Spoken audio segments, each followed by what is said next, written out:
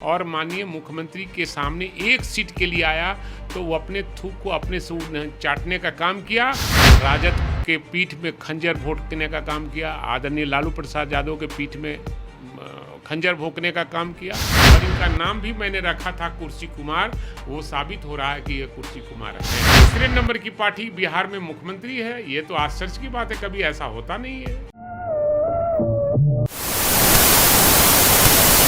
नमस्कार, बिहार के digital media का जनक भारत लाइव देख रहे हैं आप। राजद कार्यालय में हैं। राजद के जो कदावर नेता भाई वीरेंद्र अभी हमारे साथ मौजूद हैं। सीधे तौर पे सवाल है, 2019 में भी केंद्रीय कैबिनेट का विस्तार होना था। उस दौरान नीतीश कुमार जी ने मना कर दिया था। इसके बाद बिहार लौटे थे। बिहार में क्या कुछ किया था ये बात भी जगजाहिर है। अब फिर उन्हीं बातों पर आकर के केंद्रीय कैबिनेट विस्तार में शामिल हुए हैं। इसके बाद बहुत तरह की बातें भी हो रही है। क्या कहना चाहिए? देखिए, सबसे बड़ी चीज़ है कि 2019 में जो कैबिनेट का विस्तार हुआ था, उन दिनों उनके पास 71 एमएलए थे। जब आदरणीय लालू प्रसाद यादव के आशीर्वाद से और उनके प्रभाव से उनके नाम पर 71 सीट जदयू जीता था और 81 सीट हम जीते थे। मैंने आरजेडी सरकार बनी थी, तो वो कहते थे कि मेरे नाम पर आरजेडी वाले जीते हैं। और हम उन दिनों भी बयान दिया करते थे कि आदरणीय लालू प्रसाद यादव के चलते ही 71 सीट आया है। बीच में उन्होंने राजद के पीठ में खंजर भोंकने का काम किया। आदरणीय लालू प्रसाद यादव के पीठ में खंजर भोंकने का काम किया और वो सांप्रदायिक शक्तियों से जाकर हाथ मिला लिए। तो उस समय उनको मंत्रिमंडल में मिल रहा था 1 सीट। तो उस समय उन्होंने कहा कि नहीं, हमारी हैसियत इतनी नहीं है, ज़्यादा है, 4 सीट से कम नहीं लेंगे। तो बिहार में देहातों में कहावत है कि अपने थूक फेंका हुआ चाटता, वही हुआ इस बार।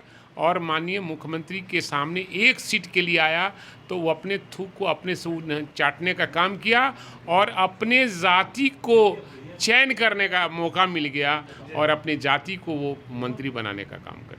और भी लोग हैं, बहुत सारे लोग नहीं, अति पिछड़ा को उच्च वर्ग के लोगों को भी आश्वासन देकर रखे थे और सबका कुर्ता पैजामा सिला गया था। कल मैंने सुबह में कहा कि 2 ही आदमी, टेलर ने फ़ोन किया कि सर 2 ही कुर्ता पैजामा यहाँ से लोग ले गए हैं। तो हमने कल सुबह ही घोषणा कर दिया था कि 2 ही मंत्रिमंडल में शामिल होंगे, क्योंकि टेलर झूठ नहीं बोलेगा हमसे, क्योंकि हम भी उनसे कपड़ा सिलाते हैं। जदयू कार्यालय में पारस बाबू का भी पोस्टर लगा है। नीतीश कुमार भी उस पोस्टर पर नजर आ रहे हैं, जबकि सुशील मोदी जी कह रहे हैं कि उन्हें लोजपा के कोटे से बनाया गया है।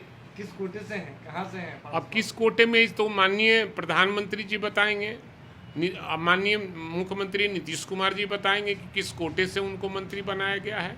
लेकिन आप ये जान लीजिए, ये दोनों मंत्री बने हैं, लेकिन बिहार को कोई लाभ मिलने वाला नहीं है।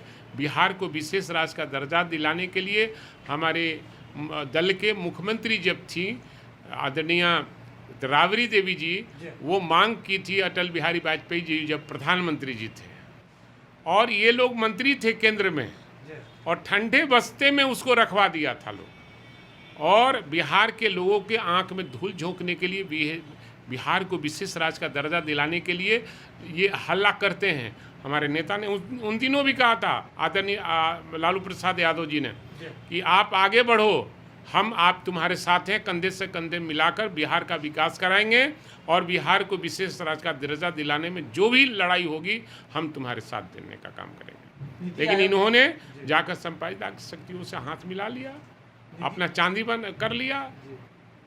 तीसरे नंबर की पार्टी बिहार में मुख्यमंत्री है। ये तो आश्चर्य की बात है, कभी ऐसा होता नहीं है। बिहार में अगर बात करें, जब नीति आयोग का रिपोर्ट आया था तब फिर से विशेष राज्य के दर्जा की मांग आई थी। अरे आई थी, जनता के आंखों में धूल झोंकने के सिवाय इनकी सरकार में कुछ है नहीं। और जनता बखूबी समझ गई है कि ये चाहते क्या हैं। ये केवल अपनी कुर्सी पर बने रहना चाहते हैं और इनका नाम भी मैंने रखा था कुर्सी कुमार। वो साबित हो रहा है कि ये कुर्सी कुमार हैं। अगर ये वीडियो पसंद आई और वह बिहार के राजनीति और बिहारियत से सरोकार रखेनी तो सब्सक्राइब बटन दबा के चैनल के सब्सक्राइब कर ली। ओजे एगो घंटी बा, ओकरा बटन दबा देला से कुल सटीक और मारक खबर रुआ मुफ्त में मिल जाई। अगर रुआ पत्रकारिता के हमनी के नया प्रयोग में सहयोग कर चाहतानी तो ज्वाइन बटन दबा दी। पेटीएम नंबर नोट कर ली 9386 816-700। धन्यवाद।